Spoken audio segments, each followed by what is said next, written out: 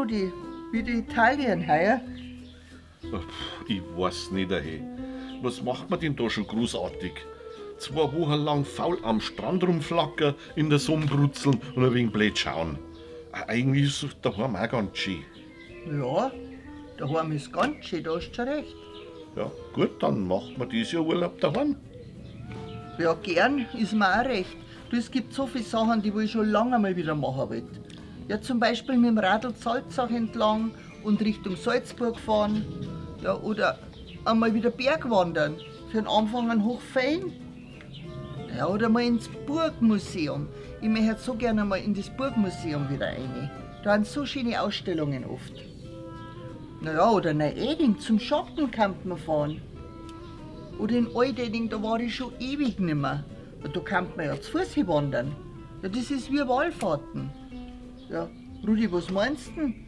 Wo möchtest denn du hin? Italien. Italien. So, Rudi, haben wir alles für unseren Ausflug zum See? Ja, ich meine schon.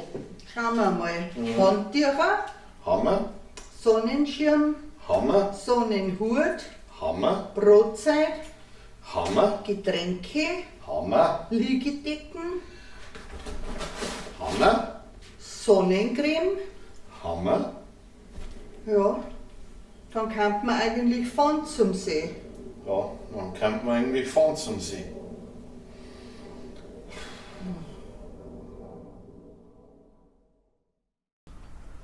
Das ist doch viel schöner, als wir den ganzen Krempel ins Auto laden. Und nachher ziehst du vom Parkplatz Wenn du einen kriegst.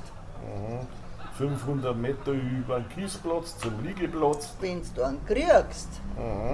Nachher flagst Handtuch an Handtuch neben irgendwelche Leute, die du nicht einmal kennst. Und neben dir das Grillen noch fangen, dass da vor lauter Rauch die Augen wassern. Da ist er daheim viel schöner. Ja, viel schöner. Oh, Rudi Brust.